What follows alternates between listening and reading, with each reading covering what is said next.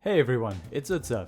I'm super excited about today's video, which features a prototype build of the Zoom98 that enters group buy on October 3rd if all goes to plan. If you've watched my past builds of the Zoom65 and Zoom TKL, and if you haven't, I'll leave links in the description below, then you'll know that I'm a big fan of what Meletrix and Witcher Studio have brought to the hobby. Full disclosure, this prototype unit was sent to me by Meletrix for review, but I'm neither sponsored by them, nor have they seen a preview of this video, so all views I've expressed here are my own. As usual, links for everything you'll see in this video can be found in the description below. Please do me a solid by smashing that like button and consider subscribing. Thanks in advance, and now let's get on with the video.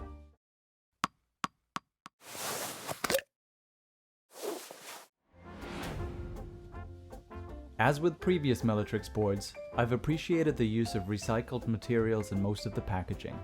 A few components are still protected by clear plastic, such as this knob for the rotary encoder and the optional badge that can be installed in place of the LCD. This prototype unit shipped with batteries, so I'll install and test those out as well. If you don't intend to install the LCD, which I suspect most enjoyers of this board will, then you'll find that it supports plenty of alternatives. In separately packaged boxes were a knob kit, a 2 keys kit that will allow for 2 additional 1U keys, and a badge kit, for which I'm sure there'll be tons of designs to choose from once the group buy goes live. As with the Zoom75, I expect that the modules will be sold separately as optional modifiers to the board's base config.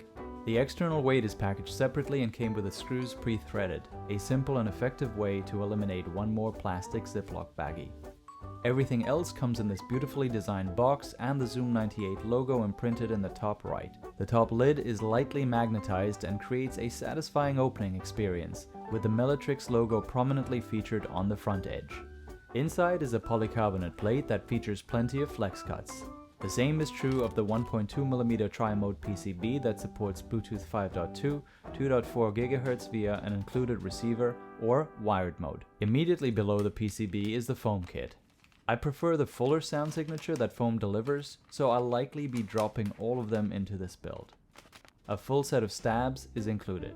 The Zoom98 uses the same non-adhesive gasket sleeves featured in the Zoom TKL, which is great for those who like to tweak and tune every aspect of their board. The board itself came wrapped in a Meletrix branded microfiber cloth to protect the board's E-coat finish. This is the Cyber Yellow version, and you'll have 19 other colors from which to choose. Let's set aside what I presume are friction fit case feed in both black and white options, and let's take a closer look at the board. Keep in mind that this is a prototype unit, so I expected some imperfections, but was pleasantly surprised to find none. The E-coat job is done beautifully, and this yellow tone has a perfect summer vibe. Underneath the case are the last few bits and bobs: a braided and coiled USB-A to USB-C cable, and the various screws, tools, and standoffs you'll need to build this board. So let's go ahead and do just that. To my surprise, the included stabs were already assembled. As I removed a wire to lube the wires and housings, I was again surprised to find that the wires were already factory lubed. I decided to give them a try stock before making any mods. The foam kit has everything you'll need: fillers for the battery and internal weight cutouts if you don't opt for those choices, plate foam, PE foam, and PCB foam. Because of the 1.2mm PCB and the flex cuts in both the PCB and plate, I opted to use all of them. I'm not sure if Meletrix included 1.2 or 1.6mm stabs in my kit, so to play it safe, I left in place the bits of PE foam that sit directly underneath the stab housing. I figured a little padding can't hurt. Make sure to use the included washers when screwing in the stabs. This is particularly important in one spot where the washer comes into contact with the Hotswap socket. This is perfectly normal with this PCB, and you'll just need to take a bit of care, that's all. With the stabs installed, I added the plate foam and plate.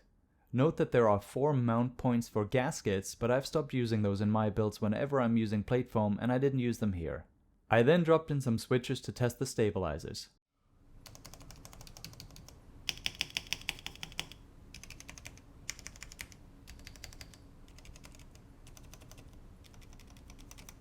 There was quite a bit of ticking, and I found it necessary to touch them up with some Krytox 205 grade 0, so you may want to mod your stabs ahead of time. To complete the PCB sandwich, I installed the remaining switches and checked their alignment to confirm they were all properly seated. 8 screws hold together the top and bottom case housings. The bottom 4 were easily removed with my trusty wow stick, but the top 4 are deeply recessed and I was afraid I might scuff the case bottom, so I used the included Allen key instead. Better safe than sorry. In my unit, the LCD option came pre-installed in the top housing. Before I could install the external weight and batteries, I needed to remove the internal weight. 6 screws attach the external weight through the inside of the case bottom, and you end up with a very clean look when it's done. Next, I inserted the batteries and reattached the internal weight, taking care not to pinch any wires as I did so. Finally, I also installed the gasket sleeves, which is really easy to do. When it was time to connect everything, I started by attaching the ribbon cable to the PCB and then connected the batteries. I briefly also disconnected the first battery to confirm that the second was also delivering power to the PCB, and then connected the PCB itself. That's when I remembered that I'd forgotten about the PCB foam, which required me to disconnect everything, install the foam, and then reconnect the wires. Easy enough. When you seat the PCB sandwich in the bottom case, ensure correct alignment using the guideposts in the bottom right and top left of the case. If you don't do this and the sandwich shifts even slightly when you screw the case housings back together, you'll experience interference when you install the keycaps. Pro tip: don't do what I did and connect the ribbon to the PCB first, because you won't be able to attach it to the module in the top housing this way. Instead, first attach the ribbon cable to your module of choice, install it into the bottom housing, and then connect it to the PCB. This way, you won't have any trouble. Oh, I also decided to skip the LCD and try out the knob instead, as I'll be using the LCD in an upcoming build of the Zoom75. So subscribe and turn on notifications if you want to know when I drop that video. All that was left to do was to reassemble the case housing, install the remaining keycaps, and attach the knob. And there you have it, the final build. On to the sound and typing tests.